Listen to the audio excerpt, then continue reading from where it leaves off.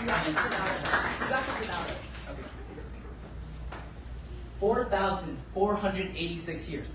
This is how long it'll take one GPU to train Meta's Llama 3.1.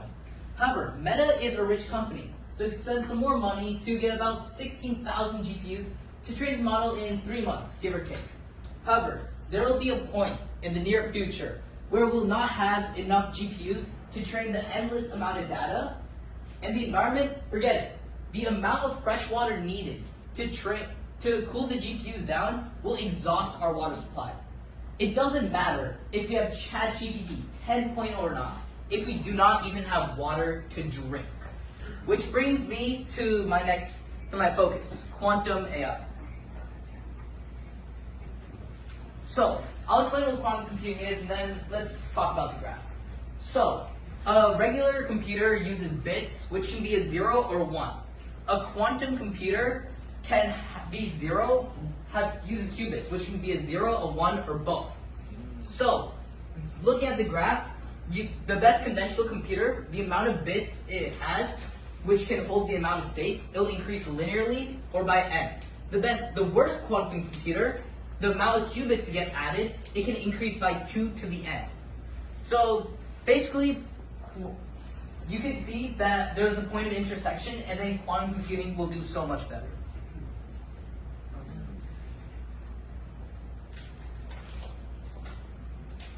So, as part of TKS, we have to write the Learn article. But how did I do this? First, I watched some YouTube videos and took some notes on those. So after that, I took notes on the videos, handwritten notes, and now time for people to start shaking their heads. I used AI to give me a deep research report, which saved me hours, which I could have used. Which saved me hours, which I would have spent otherwise on Google just clicking random links. And in order to get it done in time for Velocity, I couldn't do that. So, I then used the focus coach made by Pranav Menon, who is one of the founders of TKS, to give me an outline, which I then used to write it. So, after all the information I gave you, you might ask, why aren't we doing this already? There are two main problems. Noise. Noise are disturbances in qubits due to heat, electromagnetic interference, or just, in general, vibrations. This can cause a qubit to lose its quantum ability, effectively just making it a bit. The only way we can actually fix this is by keeping qubits isolated and at absolute zero, which is about negative 273 degrees Celsius. Number 2, error rates. So, raise your hand if you passed probability in high school. Okay, so for those who's not raising your hand, like Aaron, come on. I thought you did. So, the chance of something to happen, like a coin landing on heads, is 50%. So just look at coin. That was not intended, but I landed on tails. However, the chance of me getting heads on this one and getting heads on this coin is 50%. The chance of me catching is not 100%, but still. The chance of that is 25%. If I take out a third coin, it's 12.5%, and then the last coin, 6.25%. Applying it to quantum computing, the longer the quantum computer runs, the higher chance of error. So, how can we fix that today? The main way we can fix this today is by combining classical computers and quantum computers. We don't have the technology right now to improve quantum computers so they can act alone. So the quantum computer will basically do all the calculations, and the classical computer will just basically be someone who checks your work after a difficult math problem, who will help optimize and then reduce your errors. So,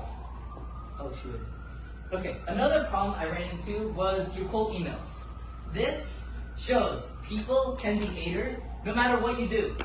This person said that all the information I got for my article from about 10 different sources were all wrong, and I should use his undergrad lecture notes and his article he wrote.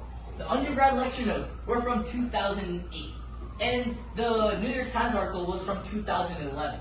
In 2025, so much has changed that this can be considered outdated. However, we should not hate on this person back, because people have different perspectives, and quantum AI is a highly debated field.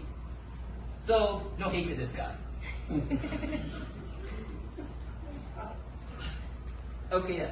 So, what is next? Next, I'm going to work on my first replicate. It's not going to be something groundbreaking. It's just going to be simple and made for me to learn. So when I want to apply something, I'll actually be able to do it. So I'm going to use a simple data set with the Qiskit machine learning library in Python to simulate a quantum computer because I'm too broke to buy one. Like, I'm pretty sure everyone here cannot afford a quantum computer, so don't expect too much of me.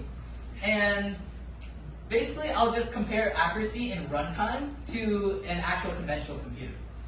So thanks for listening. If you have any questions, please ask.